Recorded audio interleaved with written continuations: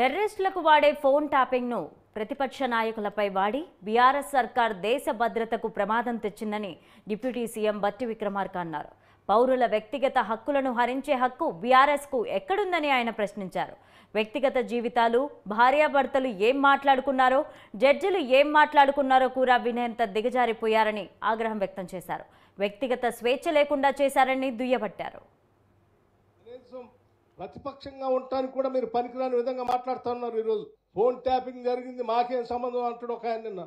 నిన్న పొద్దున పేపర్ చదివాను.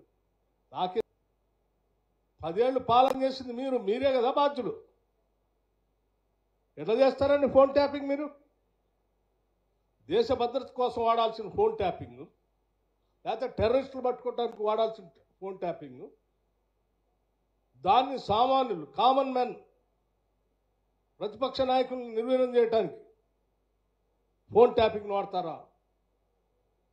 దేశ క్షేమం కోసం, భద్రత కోసం పెట్టినటువంటి చట్టాన్ని మీరు మీ రాజకీయ అవసరాల కోసం పణంగా పెట్టి దేశ భద్రత కూడా ఈరోజు మీరు ప్రమాదం తీసుకొచ్చారు. ఈరోజు ఫోన్ ట్యాపింగ్ని అడ్డం పెట్టుకొని ప్రతి వాళ్ళ ఫోన్ ట్యాప్ చేస్తూ చివరికి పౌరుల వ్యక్తిగత జీవితాల్లోకి వెళ్ళటానికి ఎవడిచ్చాడు నీకు హక్కు? ఈ దేశంలో పౌరులు కొన్ని హక్కులు ఉన్నాయి.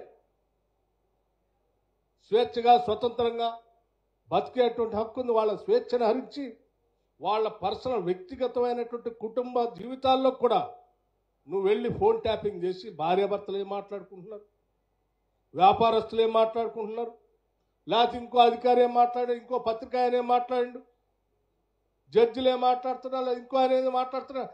అందరి జీవితాల్లో నువ్వు వాళ్ళ వంటగదిలోకి, వాళ్ళ బెడ్రూమ్లో కూడా దూరుతున్నారు మీరు. ఇదే నా బాధ్యత మీకు?